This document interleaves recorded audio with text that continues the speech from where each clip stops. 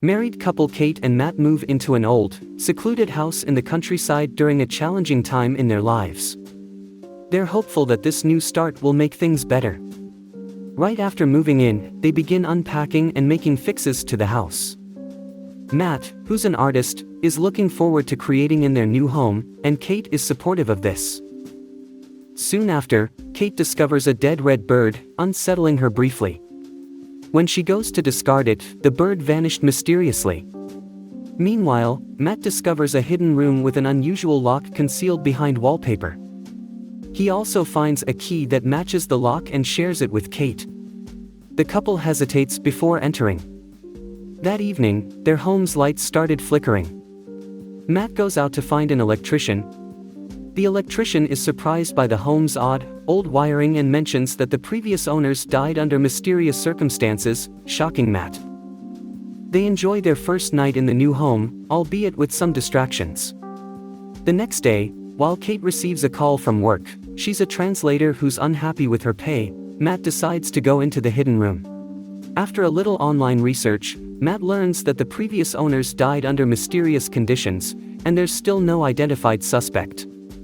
Later that night, he enters the hidden room and sketches a portrait of the supposed criminal while drinking. Astonishingly, when he wishes for another bottle, it appears out of nowhere. The next morning, Kate finds Matt in the hidden room, surrounded by what he claims are authentic artworks. He asks her to make a wish out loud, but Kate initially thinks he's lost his mind. Kate tests it out by asking for $1,000. The money appears instantly. At first, she thinks Matt is pulling a trick, so she ups the ante by wishing for $1 million. The room delivers, causing the lights to flicker and the money to manifest. Kate is both amazed and spooked. Ignoring any eerie feelings, Matt persuades her to embrace this newfound magic. The couple starts using the room for all their wishes, including piles of money and incredibly valuable paintings. Kate quits her unsatisfying job, and the two revel in their sudden, immense wealth. As they bask in their seemingly perfect life, Kate starts to question how the room's magic works. Matt brushes it off, likening it to how people use computers without understanding their inner workings. However, the next morning, Kate is visibly distressed. Matt asks her what's bothering her, and she confides that she feels all the gifts from the room are somehow fake, despite their realistic appearance. Wanting to lift her spirits, Matt takes Kate to a nursery room in the house, suggesting they try for a baby again. Despite both being healthy, they've been unsuccessful in having a child. Kate, unwilling to go through the emotional toll of another loss, is hesitant. Matt leaves the house to clear his head, and while he's gone, Kate has an idea. She uses the room to wish for a baby. Matt returns to find his wife cradling a newborn boy. Shocked, he exclaims that this is madness. Although he's always wanted to be a father, this isn't how he'd envisioned it. Matt demands that Kate undo her wish, but she can't bring herself to do it.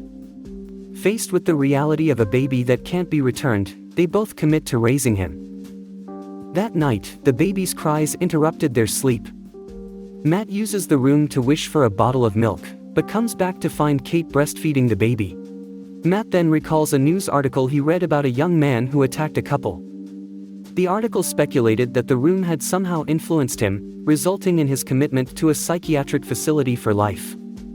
Matt is left wondering about the room's real influence, adding another layer of doubt and fear to their already complicated lives. Matt gathers some money that the room generated and heads to a hospital, posing as a journalist. He meets John, who quickly figures out that Matt isn't who he claims to be. John confesses that he used to live in Matt's house and knows about the magical room. Matt wants to understand why John ended the lives of the former residents, to which John simply replies that there was no other choice. John warns Matt to leave the house and forget about the room before it's too late. Matt can't let go of the room's allure, but starts noticing strange things. The money he took out of the house turns to dust at a gas station. He rushes back home to see some of his valuable paintings also disintegrating into dust. Ignoring Kate's pleas, Matt starts tearing apart the room to figure out how it functions.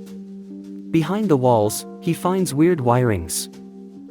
Meanwhile, Kate decides to go for a walk with their rapidly aging baby. Matt warns her not to, but she doesn't listen. As she steps outside, the baby ages even more quickly. Kate screams, and Matt rushes to help. By the time they're back inside, their child looks years older. Matt confesses he spoke to someone who knows about the room's magic. Anything taken outside ages or turns to dust rapidly, including their child. Their conversation is interrupted by their son, who Kate names Shane. Shane wishes nothing more than to go outside, but his mom insists he can't because he's sick. Despite Kate's attempts to educate him, Shane grows increasingly defiant and aggressive. He's especially captivated by the windows, which annoys Kate. One day, Kate receives a package addressed to Matt. It contains a gun. While Matt practices shooting, Kate keeps a close eye on Shane. Eventually, Shane manages to open the door and stick his hand out. Panicked, Kate drags him back inside, which forces her to the extreme measure of boarding up the windows to keep him from going out again. Tensions within the family escalate. Their son Shane, now growing defiant, acts against his mother's wishes.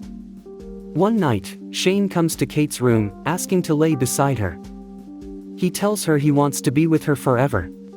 Matt, unable to bear staying in the house, finds solace in practicing shooting.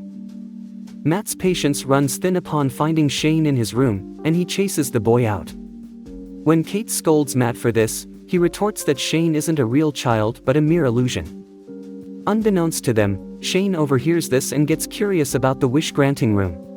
The next morning, Matt discovers an unbroken glass orb that Shane had shattered earlier. This leads them to realize Shane has found out about the room's magical abilities. Opening the door to the room, they find not walls but a forest where Shane is building a snowman. Matt grabs Shane, pulls him out, and sternly warns him never to enter again. Kate, puzzled by Matt's hostile reaction, defends their son. Matt then locks the room, further upsetting Kate. He insists Shane is a danger due to the room's potential to fulfill his wildest imaginations. Amid their heated argument, they miss a phone call.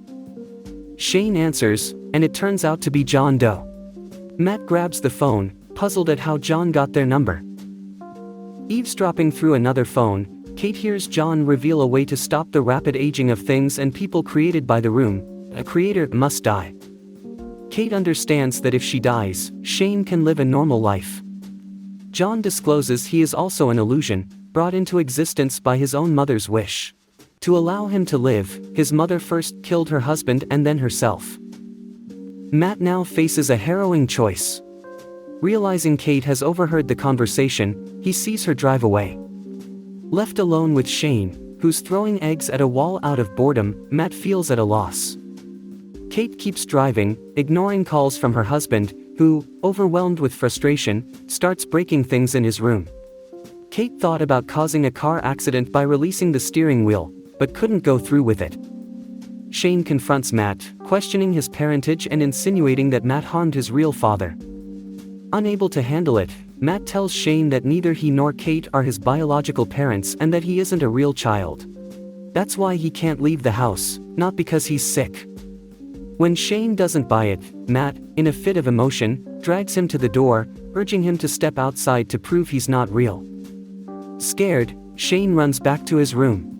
Feeling remorseful, Matt apologizes and reads Shane a bedtime story. Late at night, Kate comes back home and sees the tender moment between Matt and Shane. She tells Matt she doesn't want to talk about what John disclosed to them. The couple, caught up in the emotion, become intimate in the kitchen, unaware that Shane is watching them. In the morning, Matt wakes up to the sound of the front door creaking open and quickly realizes Shane is missing. He and Kate discover that Shane, now an adult, has left the house with a gun. Angry for being lied to all his life, Shane confronts Kate, who breaks down, saying she only wanted to protect him. Seizing the opportunity, Matt lunges at Shane, and a struggle breaks out. When Kate regains consciousness, Matt tells her Shane is no longer alive, having turned to dust after being taken outside. Distraught, Kate goes outside to see for herself and breaks down, with Matt comforting her. Later, Matt wakes up alone on the floor. The room's keys are missing and the lights flicker. In a panic, he starts breaking down the wall of the wish-granting room. Kate tells Matt she can't stay in the house any longer. Matt resists, saying they have no money or jobs, and that the room provides them with all they need. Kate grew cautious, noticing that her husband seemed to be acting like Shane. Meanwhile, Matt navigated through a maze of wires to find a room that looked like a lovely forest complete with a snowman. Suspicion dawned on Kate when Matt's touch felt off. Her fears were confirmed when he mentioned an intimate moment he shouldn't have known about, revealing he was actually Shane impersonating Matt. The real Matt, meanwhile, stumbled upon a duplicate of their home while running through the forest. This was a construct of Shane's fantasy world, part of the mysterious room. Shane, intent on mimicking his father's actions, had knocked out Kate. Just as Shane was about to enact his dark plan, Matt broke a window and entered the house. Sensing they weren't alone, Shane abandoned Kate. Seizing the moment, she rushed to leave, only to be confronted by two figures, each claiming to be the real Matt. When one touched her, she shoved him down the stairs. Shane revealed his true form, and the setting morphed into a maze-like trap, a creation of Shane's imagination. Matt devised a plan to outwit Shane. A battle ensued in which Shane seemingly killed Matt, but it was actually a decoy. The real Matt and Kate escaped, locking Shane inside. When they were back in their own home, Shane lunged at Matt, but the front door opened, exposing him to the outside world. Kate locked the door behind him, and as Shane aged rapidly, turning into dust, she wept for the child she had thought was her own. A month later, the couple was living in a motel. Kate was stunned to find out she was actually pregnant. Just then, the room's lights flickered, indicating that their troubles might not be over.